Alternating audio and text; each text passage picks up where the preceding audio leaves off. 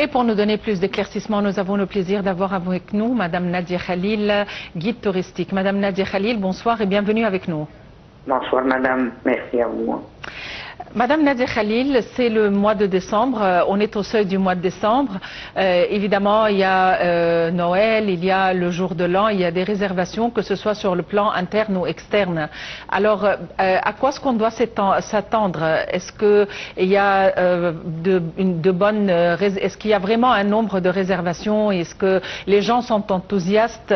Ou est-ce que c'est plutôt l'inflation, si on peut le dire, et il y a des répercussions sur les réservations?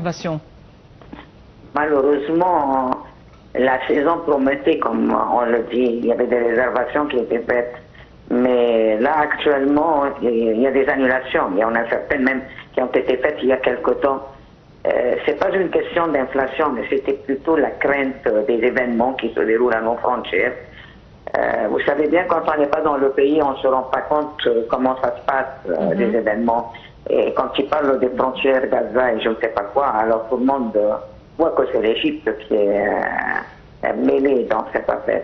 Alors, malheureusement, le tourisme externe n'est pas comme d'habitude. Et au niveau des prix pour le tourisme interne, parce que quand même les prix deviennent de plus en plus chers, est-ce qu'il y a des offres qui sont faites? Les agences de voyage, bien sûr, essayent d'attirer la clientèle, que nous allons dire, en faisant des offres, en faisant des prix spéciaux pendant les vacances. Mais ça n'empêche pas que ça reste toujours assez cher par rapport à l'Égyptien moyen. Bien sûr, l'Égyptien moyen, c'est lui qui voyage, c'est lui qui fait un grand chiffre de personnes. Non, c'est un peu cher pour eux. Et pour les vols, les billets d'avion et tout ça qui deviennent aussi... Là aussi, c'est pareil. Mais vous savez, le déplacement en bus, c'est faisable, les routes sont bonnes, ça encourage, bien sûr, mais ça aide. Les vols, bien sûr, sont trop chers. Et quelles sont les destinations ciblées pendant les vacances de Noël et du jour de l'an? Vous savez, les vacances de Noël et jour de l'an, c'est pas une fête, je vais dire, égyptienne. Bon, les gens fêtent, mais c'est pas des vacances. C'est plutôt pour les vacances de la mi-année scolaire que nous voyons beaucoup de visiteurs égyptiens, des voyages organisés pour les Égyptiens, les familles, les étudiants et ainsi de suite. Noël et jour de l'an, c'est quand même une certaine classe, une certaine élite même, qui peut voyager et sortir de chez eux. En fait, il y a de nouvelles découvertes qui ont eu lieu à Sohag.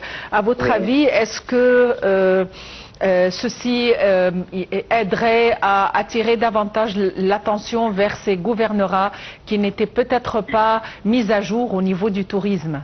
Vous savez, cette découverte, c'est une chose de ce qu'il peut y avoir. Parce que déjà, Sohag, c'est une province qui renferme un des plus beaux temples d'Égypte, le temple d'Abydos.